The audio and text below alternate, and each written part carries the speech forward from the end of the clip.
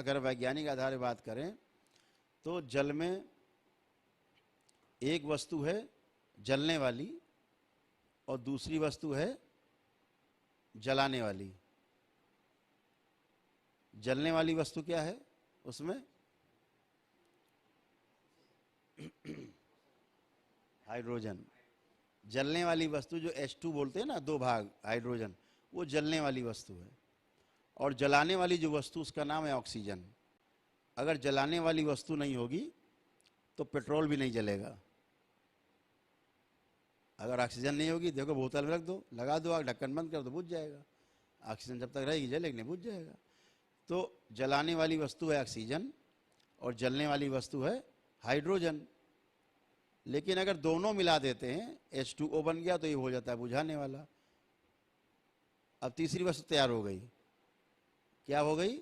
बुझाने वाली वस्तु बन गई। अब वो अभी जलने वाली थी और जलाने वाली वस्तु थी, और दोनों मिली तो प्रकृति का ऐसा अद्भुत व्यवस्था है कि वो क्या बन गया? बुझाने वाला। तो ये बन गया जल। तो 5 तत्व है ना, 5 ही तत्व तो हैं, बताए गए हैं। उसमें हम लोग बात करते हैं अग्नि, वायु,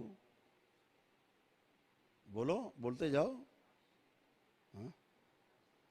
नहीं, बोलो। 5 तत्व कोई बताएगा? हाँ, और ठीक, चलो मान लिया। तो सबसे पहले आकाश तत्व है, आकाश बाद वायु तत्व है, वायु के बाद फिर अग्नि है, फिर जल है, फिर पृथ्वी है। ठीक है, ऐसे 5 तत्व हैं। तो पांचों तत्व जो है मिलकर के पूरी सृष्टि है। सारा सूक्ष्म जगत, सारा स्थूल जगत इन 5 तत्वों से है। तो हम जब चर्चा करते हैं 5 तत्वों की, तो पहला आकाश। आकाश तत्व का काम क्या है? आकाश से पैदा हुआ वायु, और आकाश वायु मिलकर पैदा हुए अग्नि, और आकाश वायु और अग्नि मिलकर पैदा हुए जल, और आकाश वायु अग्नि और जल मिलकर बना पृथ्वी। तो पृथ्वी सबसे आखिरी बनी। ठीक है, तो ये 5 तत्व कितने सुंदर हैं कि एक दूसरे से निर्मित हुए हैं, सब निकले हैं। तो जब आप जल की बात करते हो, जल में कैद हो गए, 4 हो गए भाई। जल के पीछे चलो तो जल के पीछे अग्नि, अग्नि के पीछे वायु, वायु के पीछे आकाश। तो 4 तत्व तो हैं उसमें। तो जल में कैसे 4 हो गए? हाइड्रोजन और ऑक्सीजन, ये 2 हो गए। इसमें एक तत्व है जो उसके होने पर ये दोनों मिलते हैं। हाइड्रोजन और ऑक्सीजन तभी मिलेंगे जब आकाश तत्व की वहां मौजूदगी होगी, तभी मिलेंगे। तो कै तत्व हो गए? 3, और तीनों मिलके क्या बन गए? जल। वो चौथा तत्व है। तो 4 तत्व तो है ही अकेले जल में। तो जल को आपको वहां रखना है और उसको बाद में उसका पान करना है। ठीक है, तो अभी सब लोगों को बस एक बाबा की जो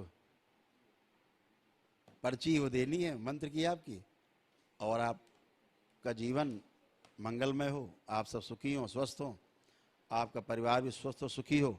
आपके DNA के ऊर्जा पथ को इसलिए तोड़ के अलग किया गया परिवार के ऊर्जा पथ से, ताकि आपको आने वाले कोई भी झंझावट, कोई भी एनर्जी आपके परिवार को कष्ट ना दे सके। आप में ज़्यादा एनर्जी हो गई, अब आप परिवार की उससे जुड़े हुए हैं, तो पता लगा परिवार वालों को कष्ट हो गया। इसलिए ये किया गया कि आपको अलग ऊर्जा पथ बनाया गया, और आपका अलग ऊर्जा पथ बना करके आपको जप के लिए मंत्र दिया गया। जब मंत्र से शक्ति उत्पन्न होगी तो आपकी वो शक्ति परिवार को परेशान न करे, इसलिए परिवार के ऊर्जा पथ से, DNA ऊर्जा पथ से तोड़ के कुल से आपको अलग कर दिया गया है। तो वो शक्ति आप में ही रहेगी। तो आप भी सुरक्षित, परिवार सुरक्षित, चूंकि आप दरबार से जुड़े हो इसलिए कोई भय नहीं। अब तो आपकी हर समस्या कोई भी है, शारीरिक है, मानसिक है, पारिवारिक है, किसी प्रकार की आध्यात्मिक है, उसके लिए तो दरबार बैठा आपके लिए। ठीक है, हमेशा आपके लिए उपलब्ध हैं। और महीने में हम 2 दिन निर्धारित कर देंगे, जिस दिन एक दिन तंत्र दीक्षा के लोग और एक दिन मंत्र दीक्षा के लोग बिना टोकन के आकर के उस समय मिल सकेंगे, एक साथ बैठ सकेंगे, और हम लोग आपस में एक दूसरे चर्चा कर सकेंगे, साधना के बारे में बात कर सकेंगे। ठीक है, हरि हर।